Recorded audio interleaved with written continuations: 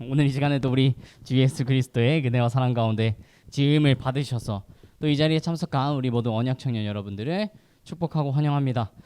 오늘 이 시간에는 태초에 하나님이라는 제목으로 귀한 은혜 나누어 보고자 해요. 너무 많이 들어보셨죠?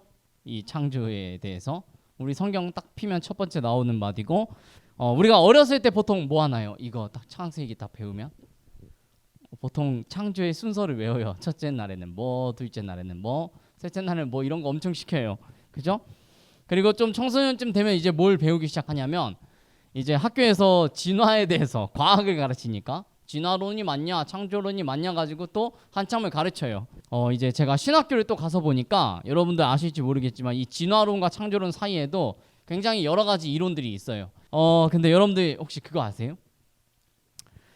저희가 지금 읽은 이 창세기, 창조의 기사가요, 애초에 그런 이론들에 대한 답변을 주기 위해서 기록된 글이 아니에요. 물론 그런 논쟁들이 뭐 전혀 필요하지 않은 건 아닙니다. 근데 이제 논쟁에 우리가 치중을 하다 보면 하나님께서 이 창세기를 기록하셨던 이 창조 기사를 통해서 우리에게 무엇을 가르치기를 원하셨는지 우리가 놓치게 되는 함정에 빠지게 돼요. 그래서 우리가 논쟁을 하되 논쟁을 위한 논쟁을 해야 되는 게 아니라 성경의 가르침을 찾기 위한 논쟁이 되어야 되는 거죠. 그래서 말씀드렸다시피 창조의 이야기는 진화론이 틀리고 창조론이 맞다라는 걸 증명하려고 이 책이 기록된 게 아닙니다, 여러분. 중요한 거는 그게 아니에요. 진화가 맞냐 창조가 맞냐 이거는 정말 전혀 중요하지 않은 문제예요. 이 창조 기사는 모세가 성령의 감동으로 기록한 것인데요, 그 최초 독자가 누구였는지 아세요? 광야에 있었던 이스라엘 백성입니다. 그 백성들이 뭘 알았겠냐고요. 광야를 떠들던 이스라엘 백성들이 진화가 뭔지 창조가 뭔지를 알았겠느냐는 거예요. 오늘날 이루어지고 있는 과학 이론에 대해서는 이 글을 처음 읽었던 사람들, 그리고 이 글을 심지어 처음 쓰는 사람조차 그런 지식은 가지고 있지 않았다는 것을 우리가 기억을 해야 합니다. 그러니까 모세가 이 글을 기록할 때는 그런 논쟁에 반박을 하려고 기록한 게 아니에요. 그것보다는 이스라엘 백성이 아직 버리지 못한 애굽의 사상들이 있었는데 그런 것들에 반박하고, 신은 여럿이 아니라 오직 하나님 한 분뿐이시고 그분의 이름은 여호와고 스스로 계시는 분이고 그들이 애굽에서 나와서 광야에 이르기까지의 모든 일들은 우연한 일들이 아니라 철저하게 하나님의 섭리와 인도하심 아래에 있었다는 것을 가르치기 위해서 이 창세기를 기록한 겁니다. 그러니까 뭐 창조의 순서를 달달 외운다던가 진화론과 창조론을 아주 열심히 비교하고 공부하는 것이 하나님께서 이 창세기를 기록하신 직접적인 의도와 목적과는 거리가 상당한 이야기예요.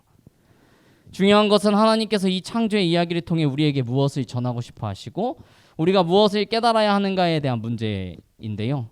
그래서 우리가 한동안 이 창세기의 초반부 말씀들을 가지고 함께 나누게 될 건데, 이것들을 조금 더 주의 깊게 살펴보면서 하나님께서 저와 우리 여러분들에게 주시기를 원하시는 참된 가르침이 무엇인가를 생각해보는 시간을 가졌으면 좋겠습니다. 그리고 그 오늘 처음 시작으로 성경의 가장 첫 마디는 이렇게 시작하죠. 여러분들이 아마 귀가 닳도록 들으셨고 눈이 닳도록 읽으셨던 그 말씀이에요. 태초에 하나님이 천지를 창조하시니라. 오늘은 특별히 이 중에서도 이 앞에 있는 구절, 태초에 하나님이 라는 구절에 조금 집중해 보도록 하겠습니다. 이 두 구절이 뜻하는 바가 여러분들 무엇일까요? 어렵지 않습니다. 뭐예요? 태초에 하나님이 있었다라는 거예요. 엄밀히 말하자면 태초 이전부터 하나님께서 계셨다는 말일 수도 있고요. 조금 더 어렵게 얘기하자면 이 시간이라는 개념, 일의 전후를 따지는 시간이라는 개념이 존재하기 전부터 하나님은 계셨다는 것을 말하고 있어요. 그런데 현대인들은 대부분 이 사실을 믿지 않습니다. 사람들은 태초가 없었다고 말하고요, 하나님도 없었다고 말하기를 더 좋아합니다. 그 대신에 그들이 알 수 없는 어떤 시점부터 이제 어떤 물질이 존재했다고 믿습니다.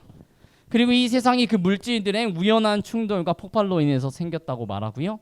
그리고 이 땅의 모든 생명체들 또한 그러한 과정들을 수도 없이 반복하면서 우연하게 환경에 적응하고 우연하게 생존하게 돼서 지금까지 존재한다고 말합니다. 근데 아까도 말씀드렸습니다. 지금은 과학 시간이 아니에요. 하나님의 가르침을 듣는 시간입니다. 하나님께서는 지금 이 시간 우리에게 이렇게 가르치고 있어요. 태초가 있었고 만물의 시작이 있었다는 거예요. 그리고 그 시작을 거슬러 올라가면 그 이전부터 하나님께서 계셨다라는 것을 지금 전하고 있어요. 여러분들 이 글이 처음 쓰여졌을 때, 들려졌을 때를 한번 상상해 봤으면 좋겠어요. 이 글을 쓴 사람은 모세라는 사람이었고요.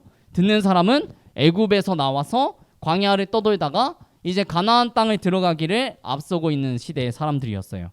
하나님께서는 그들을 애굽에서 이끌어내시면서 그들이 원래 조상들이 살았던 터전으로 돌아가라라는 명령을 받고 나온 거죠. 그때 이제 그들은 자신들의 뿌리와 시작이 어디서부터 비롯된 것임을 궁금해했을 거예요. 그리고 또한 광야에서 끊임없이 방황하면서 자신들이 왜 지금 그곳에 존재해야 되는지 자신들의 존재 이유를 아마 끊임없이 물었을 거고요. 또 가나안 땅 앞에 서게 됐을 때 우리가 왜 저 앞에 있는 땅을 가야 되는지에 대해서도 의문을 품었을 겁니다. 그런데 하나님께서는 모세를 통해 그들에게 이렇게 전해요. 태초에 하나님이 천지를 창조하셨다. 그리고 우리가 성경의 전체 메시지를 읽어나가다 보면 이렇게 전하고 있어요. 우리의 존재와 삶을 포함한 이 땅의 모든 만물이 하나님으로부터 시작해서 하나님으로 말미암아 살아가고 하나님으로 돌아간다라는 것을 우리는 듣게 됩니다. 이러한 가르침을 들었을 때 그 사람들이 어떻게 반응했을까요? 믿음이 좋은 사람들은 물론 이렇게 들었을 거예요. 아, 그렇구나. 우리의 모든 것이 시작이 있고 그 시작은 하나님으로부터 출발하는구나 라고 믿는 사람도 있었겠죠. 태초에 하나님이라고 외쳤을 때 아멘 하고 믿는 사람도 있었을 거예요. 그런데 생각해보세요. 이 사람들 어떤 사람들이었어요? 400년 동안 애굽에 있던 사람들이었어요. 그리고 오늘 이 시간에 하나님께서 저와 여러분들에게 동일하게 전하고 계세요. 태초가 있었습니다. 그리고 그 태초에 하나님이 있었습니다. 모든 일의 시작에 하나님이 있었고요. 여러분들의 존재와 여러분들의 삶의 시작에 하나님께서 있었습니다. 가능하다면 여러분께서도 아, 그렇구나. 하나님으로부터 우리의 삶이 시작하고 존재가 시작해서 하나님으로 말미암아 살아가고 하나님께로 다시 돌아가야 하는 거구나라고 순수하게 믿으실 수 있었으면 좋겠는데요. 제가 약간 비관적인 사람일 수도 있는데 그렇지 않을 수도 있다고 생각해요. 왜냐하면 생각해 보세요. 이스라엘 백성이 그 이야기를 들었을 때도 그 사람도 어떤 사람들이었다고요? 400년 동안 애굽의 문화에 젖어 있던 사람들이었는데 여러분은 어떻습니까? 물론 400년은 아니지만 이스라엘 백성과 별 차이가 없어요. 태초도 없고 하나님이 없다고 말하는 세상에서 무신론과 우연 위에 세워진 세상의 풍조 가운데서 여러분들 살아가고 있어요. 저는 이 시간 지난 시간에 이어서 다시 한번 여러분들께 꼭 권면드리고 싶습니다. 세상의 풍조를 따라가지 마시기 바랍니다. 그런데 어떻습니까? 실제로 우리는 하나님의 섭리 가운데 이렇게 되었다라고 뭔가를 말하기보다 우연히 무엇을 하게 됐다는 말을 훨씬 더 많이 쓰잖아요. 우연히 만나게 됐고 우연히 학교에 들어가게 됐고 우연히 어떤 사람 만나서 이 직장에 들어가게 됐어요 라는 말을 우리는 훨씬 많이 해요. 근데 사실 이 단어는 성경적인 그리스도인으로 살아간다고 결심한 사람들의 입에서는 사용되는 것을 자제해야 되는 단어 중에 하나입니다. 기독교 신앙 안에서 우연히 된 일은 없어요. 우리가 이렇게 존재하게 된 것이 우연에 의한 것이라면 우리는 절대로 우리 삶 가운데서 어떤 의미와 살아야 되는 이유, 목적들을 찾을 수가 없게 됩니다. 사람은 한 번쯤 이런 고민을 해요. 나는 왜 존재하고 나는 무엇을 위해 존재하는가. 물론 안 할 수도 있어요. 철학적인 고민들 안 할 수도 있어요. 철학적인 이야기처럼 들릴지도 모르겠지만 제가 확실하게 말할 수 있는 건 이거예요. 내가 왜 살고 내가 무엇을 위해 존재하는가를 아는 사람과 알지 못하는 사람의 삶을 살아가는 방식은 굉장히 다릅니다. 그런데 무신론과 우연은 이에 대한 답변을 주지 못해요. 왜냐하면 무신론과 우연에 근거하면 지금 여러분이 어떻게 존재하는 거냐면 마치 우연히 돌아다니는 두 물질이 충돌하고 폭발해서 생긴 것처럼 여러분 또한 그냥 이 땅에 살아가는 우연히 살아가고 계셨던 여러분의 어머니와 아버지가 우연히 살아가다 우연히 눈이 맞아서 우연히 폭발을 일으켜서 여러분들을 낳은 거예요. 여러분들은 그냥 태어난 거예요. 무신론과 우연 위에서는요, 여러분들이 존재하는 이유를 찾을 수가 없습니다. 그냥 어쩌다 보니 우연하게 그렇게 된 거예요. 그래서 태초가 없고 하나님이 없다라는 세상의 풍조를 따라 살면 여러분들은 절대로 삶의 의미와 목적을 찾을 수가 없을 겁니다. 아마 이런 생각이 들 거예요. 근데 하나님 안 믿고도 나름대로 의미 있고 목적 있는 삶을 살아가는 사람들 여러분들이 많이 보셨을 거예요. 이 땅의 모든 사람들이 그렇다고 해서 무신론과 우연 위에서 의미 없고 목적 없는 삶만을 사는 것은 아닙니다. 나름대로 의미와 목적을 찾아요. 의사가 된 사람들은 많은 사람들을 병든 사람들을 치료하는 것에 의미를 둬요. 환경 운동하는 사람들은 환경을 수호하는 것에 의미를 둬요. 이건 아주 큰 그림이고, 적게는 한 가정의 아빠가 되고 한 가정의 엄마가 되는 것에 의미를 두고 목적을 두고 살아가요. 큰 문제가 없어 보이죠. 그런데 그 사람들에게 왜 그래야 하는데? 라는 질문을 하면 답변을 할 수가 없어요. 왜? 병든 사람을 돕는 건 왜 의미 있는 일인데? 환경을 지키는 일은 왜 의미 있는 일인데? 좋은 엄마가 되는 게 왜 의미 있는 일이고, 좋은 아빠가 되는 게 왜 의미 있는 일인데? 그에 대한 대답을 할 수가 없다는 거예요. 왜냐하면 이 모든 것의 시작이 우연하게 된 거니까 답변을 못 하는 거예요. 그 끝은 항상 끝은 죽음이에요. 끝은 아무 의미가 없는 거예요. 허무한 거예요. 그래서 결국 그들이 얻는 결론은 인생은 헛된 거예요. 좋은 아빠, 좋은 엄마가 돼서 열심히 키우면 뭐해? 죽는데. 의미 없는 일인 거예요. 그래서 실제로 무신론자들은요, 이렇게 말해요. 인간의 삶이란 허무와 절망과 부조리 위에 무언가를 세워가는 일이라고 자기들이 스스로 인정을 해요. 근데 흥미로운 게 뭔지 아세요? 여러분들 허무와 절망과 부조리 위에 여러분들의 삶을 세워가고 싶은 사람이 있나요? 내 삶은 허무했으면 좋겠어. 내 삶은 아무것도 없었으면 좋겠어. 내 삶은 부조리로 가득했으면 좋겠어. 라는 사람 아무도 없다는 거예요. 그래서 이 땅의 많은 사람들 가운데 자신이 무신론자라고 말하는 사람들조차도 그들이 자기가 나름대로 의미와 목적이 있다고 말하는 사람이라면 그 사람은 무신론자가 아니라 이미 하나님에 있는 것처럼 살고 있는 거예요. 모세가 이스라엘 백성에게 가르치고 싶었던 게 바로 이거였어요. 물론 그 당시에 팽배했던 사상적 배경은 무신론이 아니라 다신론이었습니다. 신이 엄청나게 많은 거죠. 광야에서 끊임없이 방황하는 이스라엘 백성들, 자기들이 왜 어디서부터 시작됐고 지금 왜 존재하고 앞으로 어떻게 존재할 것인지에 대한 답을 자꾸만 애굽에서 찾으려고 했고요. 또 자신들이 바라보게 될 가나안 땅에서 찾고자 했어요. 그렇게 살다 보니 그들의 삶이 어땠느냐면 의미도 목적도 찾지 못해서 광야를 돌며 끊임없이 원망과 불평과 허무와 절망과 부조리에 휩싸여서 사는 삶을 살았던 겁니다.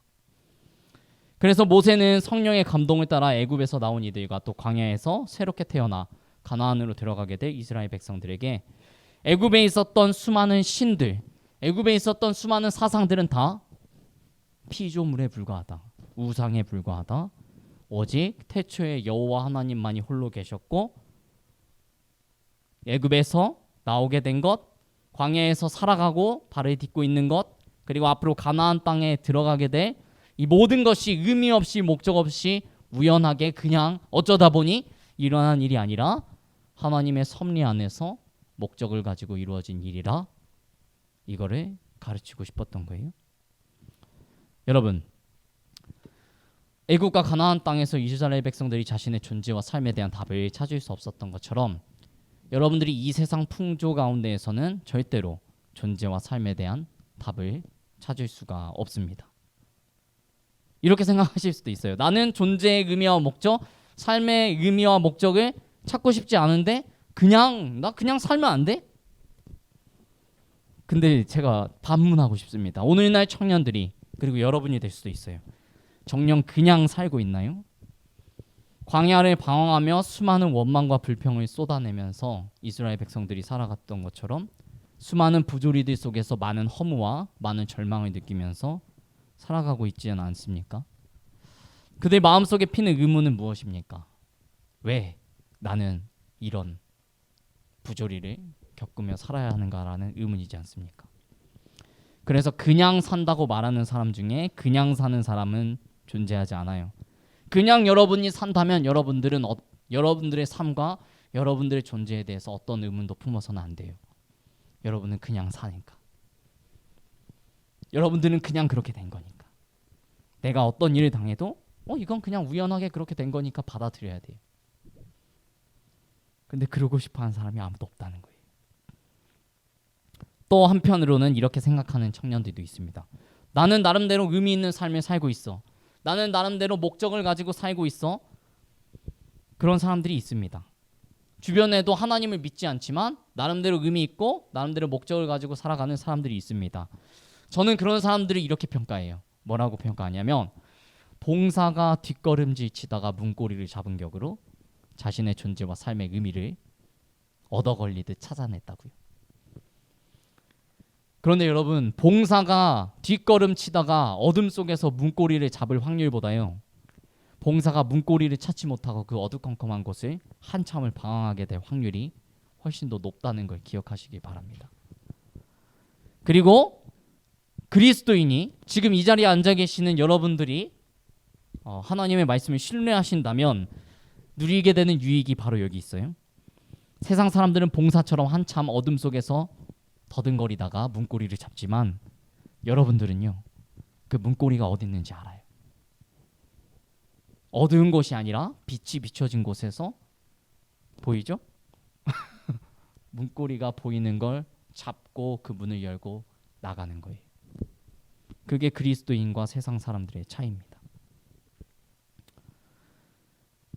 그리고 그 문고리가 오늘 이 시간 여러분들이 읽은 이 말씀이에요. 태초에 하나님이 천지를 창조하시니라. 이 구절 모르는 사람 아무도 없죠. 나는 이 구절 몰랐다. 여러분들은 이미 문고리를 눈으로 보고 있었던 거예요. 열고 나가기만 하면 되는 거였던 겁니다. 그럼 여러분들이 할 일은 이제 뭔가요? 문고리를 열고 나가면 돼요. 그게 바로 오늘 저희가 본 태초에 하나님이라는 구절을 통해서 하나님께서 여러분들에게 가르치기를 바라셨던 바입니다. 성경이 바로 이 구절로 시작되는 이유를 이제 아시겠습니까? 이 구절을 아는 것만으로 여러분들의 존재와 삶이 참되고 풍성하게 되는 건 아닙니다. 그냥 문고리예요. 그러나 이 구절은 그것을 알아가고 배워가는 일을 시작하기 위해서 아주 중요하고 필요한 일이라는 것을 여러분들이 꼭 기억해 주셨으면 좋겠습니다. 여러분, 태초가 있었습니다. 하나님께서 있었습니다. 그리고 저는 이 태초라는 단어가 조금 의미를 좁고 한정하는 것처럼 느껴져서 영어 역본을 표현을 더 좋아해요. 제가 써놨어요. 뭐라고 되어 있어요? In the beginning, God 이라고 되어 있어요. In the beginning, 그냥 시작이라는 뜻이죠. 그래서 저는 이 구절을 묵상할 때 항상 이렇게 수식글 달기를 좋아해요. In the beginning of my life, in the beginning of my existence, in the beginning of my family, in the beginning of my work. 내 삶의 시작, 내 존재의 시작, 내 가족의 시작, 이 교회의 시작, 이 청년부의 시작, 여러분들의 일터의 시작, 여러분들의 학업의 시작이 그 가운데에 God, 하나님이 있었습니다. 지금도 계십니다. 이것을 믿으십니까? 그렇다면 여러분들은 지금 하나님을 영화롭게 하고 그분을 영원토록 즐거워하는 삶, 참된 의미와 목적이 있는 풍성한 그리스도인의 삶에 첫 발을 내디뎠습니다. 기도하겠습니다.